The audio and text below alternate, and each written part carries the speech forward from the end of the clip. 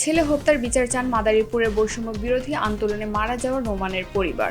ছাত্র না হয়েও সারা দেশের শিক্ষার্থীদের দাবির সাথে একমত পোষণ করে বৈষম্য বিরোধী ছাত্র আন্দোলনে নেমে গুলিবিদ্ধ হয়ে মারা যান মাদারীপুর সদর উপজেলার খটমাঝি ইউনিয়নের ওমর ব্যাপারীর একমাত্র উপার্জনকারী সন্তান রোমান ব্যাপারী।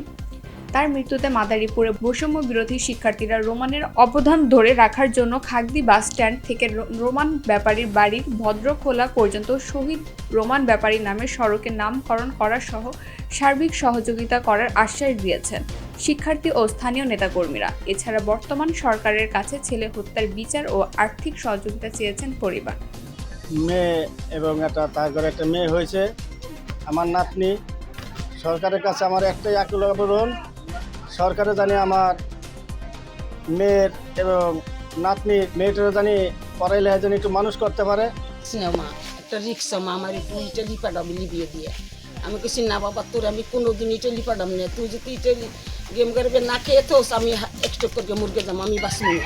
ওই কোসে আমি বিয়ে করছি, আমার বউ পোলা পড়াচ্ছি, আমার দেবার না, তো রিফাত্রে দাও, রিফাত্রে পাঠাও, আমার একটা রিক্স নাও জীবনে, ওরে একটু পাড়াও ইটালি লিবিয়ে দিয়ে ইটালি। আমি কেছি না বাবা তোকে একবারে দিন না। মারা গেছে, তার হত্যার বিচার চাই আমি। শহীদ রোমান নামে হবে, আমরা সর্বসম্মতি করবে এই প্রস্তাবকে সাদরে গ্রহণ করছি।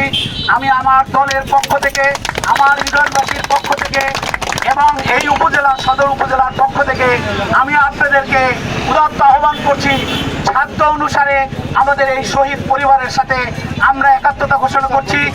তথ্য ও চিত্রে মাদারীপুর থেকে SR শফিক স্বপন।